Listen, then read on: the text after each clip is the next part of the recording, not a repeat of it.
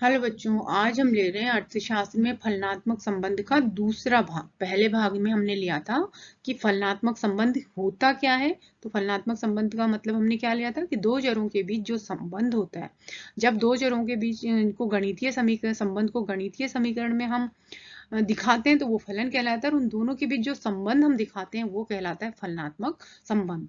फिर हमने लिया था कि इसमें दो चर हो गए, एक स्वतंत्र चर हो गया और एक परतंत्र चर हो गया। स्वतंत्र चर का मतलब होता है जो स्वतंत्र होता है, जो दूसरे चर पर प्रभाव डालता है। जैसे हमने उदाहरण लिया था मांग और कीमत, या बचत और ब्याज की दर और आय। तो मांग जो है वो प्रभावित होती है किससे? कीमत से। कीमत में जितना वृद्धि होगी तो मांग कम हो जाएगी, कीमत कम होगी तो मांग बढ़ जाएगी। तो इस तरह से ये हमने पिछले लेक्चर में लिया था। अब हम लेते हैं उससे आगे। फिर हमने लिया था कि फलन जो है वो कई प्रकार के होते हैं। फलनों के प्रकार लिए थे, स्थिर फलन था, रैखिक फलन था, वक्रीय फलन था, द्विघातीय, इस तरह से कई प्रकार के फलन थे। तो आज हम ले रहे हैं कि पहला लिया स्थिर फलन। स्थिर फलन क्या होता है? स्थिर फलन वह फलन होता है जिसमें एक चल राशि के मूल्य में परिवर्तन होने पर दूसरी चल राशि का मूल्य स्थिर रहता है। मतलब यदि, क्योंकि फलनात्मक संबंध क्या है? दो चरों के बीच संबंध को बता रहा है। तो जब एक चर राशि के मूल्य में परिवर्तन हो रहा है और दूसरी चर राशि का मूल्य स्थिर है, तो वो जो संबंध है वो फलन जो है वो स्थिर फलन कहलाएगा। जैसे इसमें हमने दो चर लिए हैं चित्र में, एक x चर है और एक y चर है। तो x चर जो है उसकी मात्रा में परिवर्तन हो रहा है। पहले 1 इकाई है, फिर 2 इकाई है, फिर 3 इकाई है, फिर 4 इकाई है, 5 इकाई। इस तरह x चर का मूल्य जो है वो बढ़ता जा रहा है, लेकिन y चर जो है वो स्थिर है, उसमें कोई परिवर्तन नहीं हो रहा है। वो एक हॉरिजॉन्टल या क्षैतिज रेखा है। तो इसको हम कहेंगे स्थिर फलन, कि x चर में परिवर्तन हो रहा है लेकिन y चर की मात्रा में कोई परिवर्तन नहीं हो रहा है। तो स्थिर फलन क्या हुआ? स्थिर फलन का मतलब हो गया जिसमें एक चल राशि के मूल्य में परिवर्तन होने पर दूसरी चल राशि के मूल्य में कोई परिवर्तन नहीं होता है, वो हमेशा स्थिर रहता है। तो उसे हम कहते हैं स्थिर फलन, कि इसमें x के मूल्य में परिवर्तन हो रहा है लेकिन y के मूल्य में कोई परिवर्तन नहीं हो रहा है, y का मूल्य स्थिर है। x का मूल्य 1 है तब भी y का मूल्य उतना ही है, और x का मूल्य जब 5 हो जाता है तो भी y का मूल्य उतना का उतना ही रहता है। मतलब y का मूल्य जो है वो x एक्सिस के समानांतर है, मतलब स्थिर है।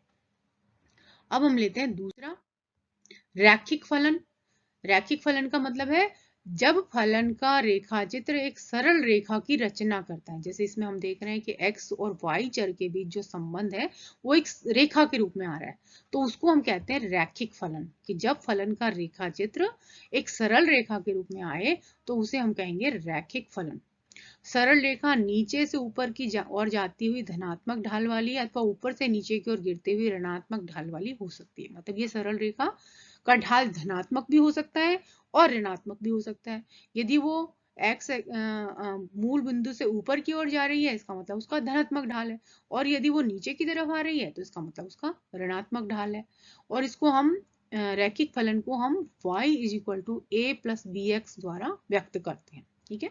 तो पहले तो रैखिक फलन क्या होता है? रैखिक फलन का मतलब है जब दो चरों के बीच संबंध को हम ग्राफ में, चित्र में बनाते हैं, तो यदि एक सरल रेखा आती है तो उसको रैखिक फलन कहते हैं। अब रैखिक फलन जो है वो धनात्मक भी हो सकता है और ऋणात्मक भी हो सकता है। यदि रेखा का ढाल ऊपर से नीचे की ओर, सरल रेखा नीचे से ऊपर की ओर जा रही है तो इसका मतलब हुआ धनात्मक ढाल। धनात्मक ढाल का मतलब क्या होता है कि जब दो चरों के बीच संबंध जो है वो धनात्मक है, कि यदि x का मूल्य बढ़ेगा तो y का भी बढ़ेगा, x का मूल्य घटेगा तो y का भी मूल्य घटेगा। तो ये जो ढाल है हमारा धनात्मक ढाल, वो यही दिखा रहा है कि यदि x का मूल्य हम बढ़ाएंगे तो y का भी बढ़ेगा, और x का मूल्य कम करेंगे तो y का भी कम हो जाएगा। तो धनात्मक ढाल का मतलब है जब दो चरों के बीच प्रत्यक्ष संबंध होता है कि एक बढ़ रहा है, दोनों एक ही दिशा में जा रहे हैं, x बढ़ रहा है तो y भी बढ़ रहा है, x घट रहा है तो y भी घट रहा है। तो धनात्मक ढाल का मतलब हुआ दोनों चरों के बीच सीधा संबंध है। और ऋणात्मक ढाल का मतलब क्या होगा? जो दो चरों के बीच विपरीत संबंध है, कि यदि x का मूल्य बढ़ेगा तो y का कम हो जाएगा, y का मूल्य बढ़ेगा तो x का कम हो जाएगा। तो अब हम लेते हैं धनात्मक फलन। इसका अभिप्राय उस फलनीय संबंध से है जिसमें स्वतंत्र चल राशि में जिस दिशा में परिवर्तन होता है, आश्रित चल राशि में भी उसी दिशा में परिवर्तन होता है। अर्थात स्वतंत्र चल राशि में वृद्धि होने पर परतंत्र चल राशि में भी वृद्धि होती है। इसके विपरीत स्वतंत्र चल राशि में कमी होने पर आश्रित चल राशि में भी कमी होती है। जैसे पूर्ति जो है वो कीमत का फलन है, तो ये धनात्मक ढाल को बताता है। यदि कीमत बढ़ेगी तो पूर्ति भी बढ़ेगी। इसी प्रकार यदि आय बढ़ेगी तो उपभोग भी बढ़ेगा। तो दोनों में क्या है, ये धनात्मक फलन को बताते हैं। पूर्ति और कीमत का फलन और उपभोग और आय का जो फलन है वो धनात्मक फलन को बता रहे हैं। अब हम लेते हैं ऋणात्मक फलन। ऋणात्मक फलन का मतलब क्या हुआ, इस फलन में क्या होगा, जैसे पहले लिया कि जो कीमत और पूर्ति के बीच संबंध है ना, कीमत और मांग के बीच जो संबंध है वो कहलाएगा ऋणात्मक फलन, क्योंकि इन दोनों के बीच कैसा संबंध है, विपरीत संबंध है। यदि कीमत बढ़ेगी तो मांग कम हो जाएगी, कीमत कम होगी तो मांग बढ़ जाएगी। इस प्रकार के संबंध में आश्रित एवं स्वतंत्र चल राशि में विपरीत दिशा में परिवर्तन होता है ना। इसमें क्या होगा, धनात्मक फलन में क्या होता है, समान दिशा में परिवर्तन होता है, लेकिन ऋणात्मक फलन में क्या होगा, विपरीत दिशा में परिवर्तन होगा। मतलब एक बढ़ेगा तो दूसरा घटेगा, दूसरा घटेगा तो पहला बढ़ेगा। इस प्रकार के संबंध में आश्रित एवं स्वतंत्र चल राशि में विपरीत दिशा में परिवर्तन होता है। अर्थात एक में वृद्धि होने पर दूसरी में कमी हो जाती है। यदि P बढ़ेगी तो Q कम हो जाएगा, और यदि P कम होगी तो Q बढ़ जाएगा। उदाहरण के लिए मांग और कीमत में विपरीत संबंध पाया जाता है।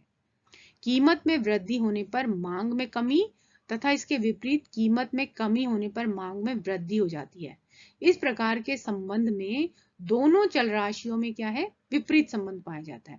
ठीक है, तो ये हो गया रैखिक फलन और उसके दो भाग। रैखिक फलन का मतलब क्या हुआ, जब दो फलनों के बीच उसको संबंध को एक चित्र में या ग्राफ पर बनाया जाता है, तो यदि एक सीधी रेखा आती है तो उस संबंध को हम रैखिक फलन कहते हैं।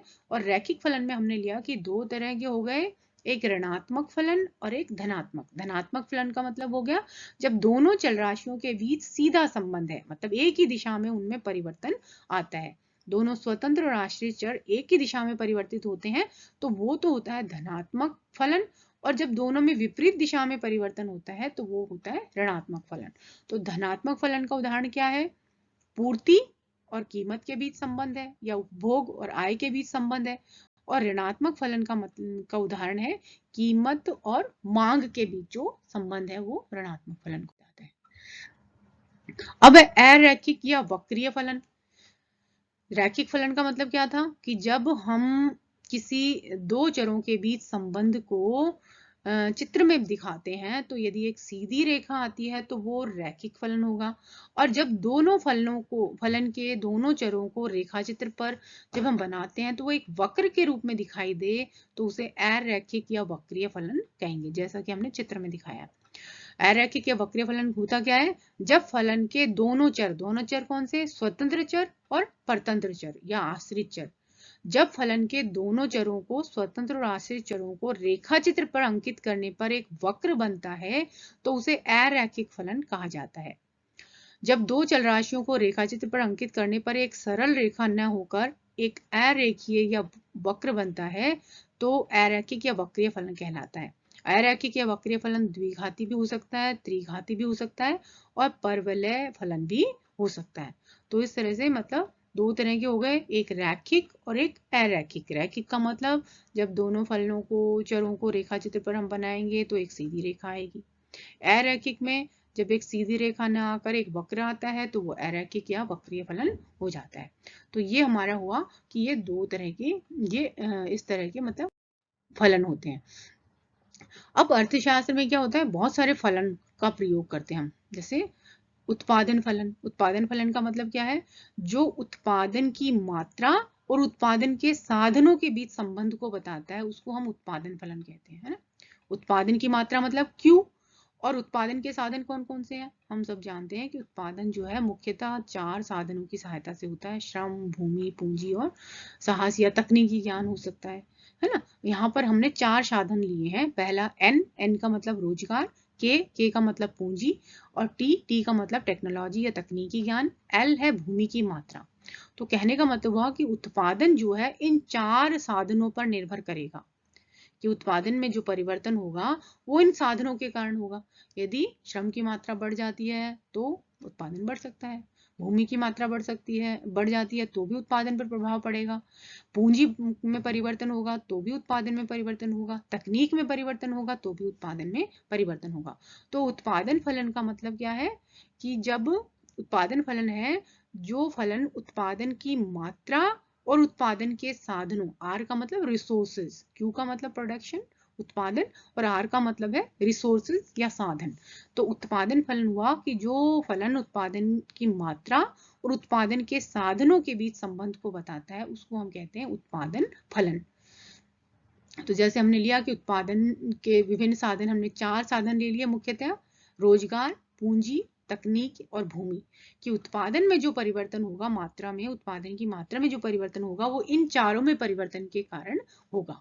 यदि इसमें से किसी में भी परिवर्तन होता है, यदि श्रम में परिवर्तन होता है या पूंजी में परिवर्तन होता है या भूमि में की मात्रा में परिवर्तन होता है, तकनीक में परिवर्तन होगा, तो इससे क्या होगा, उत्पादन की मात्रा में भी परिवर्तन होगा। दूसरा हम कहते हैं उपभोग फलन। उपभोग फलन क्या होता है, जो उपभोग और आय के मध्य संबंध को बताता है। सी का मतलब कंजम्पशन, उपभोग, और वाई का मतलब है आय। तो जो फलन उपभोग और आय के बीच संबंध को बताता है उसको हम कहते हैं उपभोग फलन। ठीक है, तो आय और उपभोग फलन जो होता है, उपभोग और आय के बीच कैसा संबंध होगा, सीधा संबंध होगा, है ना। आय बढ़ेगी तो व्यक्ति ज्यादा उपभोग करेगा, उपभोग की मात्रा में वृद्धि होगी, और आय कम होगी तो उपभोग की मात्रा में कमी होगी। इसी तरह मांग फलन भी ले सकते हैं हम, पूर्ति फलन भी ले सकते हैं, बचत फलन भी ले सकते हैं। मांग फलन क्या होता है, D is the function of P, कि मांग जो है वो किस पर निर्भर करती है, कीमत पर। कीमत में परिवर्तन होगा तो मांग में परिवर्तन होगा। इसी तरह पूर्ति, वो भी कीमत का फलन है, तो यदि कीमत में परिवर्तन होगा तो पूर्ति में भी परिवर्तन होगा। और इसी तरह क्या होगा, हमने लिया था बचत फलन। बचत फलन क्या होता है, बचत फलन जो है, बचत जो है वो ब्याज की दर और आय पर निर्भर करती है। यदि आय बढ़ेगी तो बचत भी बढ़ेगी, और यदि ब्याज की दर बढ़ेगी तो लोग बचत अपने पास कम रखेंगे। क्यों रखेंगे कम, क्योंकि ब्याज की दर ज्यादा है तो हर व्यक्ति यदि उसके पास पैसा है तो उधार देकर और ज्यादा धन कमाना चाहेगा। तो यदि ब्याज की दर ज्यादा होगी बाजार में तो व्यक्ति क्या करेंगे, जो अपनी बचत है उसको उधार दे देंगे और ज्यादा आय वो उससे कमाएंगे। तो कहने का मतलब हुआ कि इस तरह से अर्थशास्त्र में कई प्रकार के फलनों का हम प्रयोग करते हैं, जिसमें से हमने लिया है 2 मुख्यतः। एक उत्पादन फलन, उत्पादन फलन ये तुम्हारे छोटे क्वेश्चंस में आता है, मतलब ऐसे कि उत्पादन फलन क्या होता है, या q is the function of r का क्या मतलब है, या उत्पादन फलन की परिभाषा क्या है, या रैखिक फलन क्या होता है, अरैखिक फलन क्या होता है, धनात्मक फलन क्या होता है, ऋणात्मक फलन क्या होता है। तो इस तरह से छोटे सवाल भी आते हैं और एक बड़ा सवाल भी आता है। तो इस तरह से हमने ले लिया कि उत्पादन फलन क्या है और उपभोग फलन क्या है, मांग फलन क्या है, पूर्ति फलन क्या है, या बचत वाला फलन क्या है। तो इन सारों की सहायता से हम, ये हमारे छोटे क्वेश्चन जो मल्टीपल चॉइस क्वेश्चंस आते हैं, एमसीक्यूज आते हैं, उसमें भी ये सवाल पूछे जाते हैं कि उत्पादन फलन क्या है, उपभोग फलन क्या है।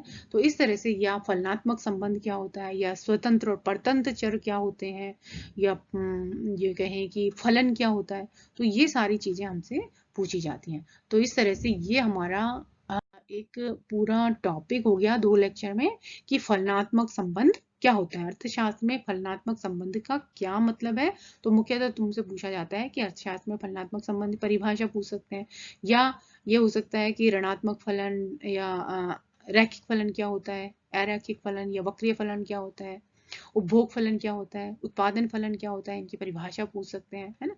तो इस तरह से ये हुआ हमारा अर्थशास्त्र में फलनात्मक संबंध। Thank you.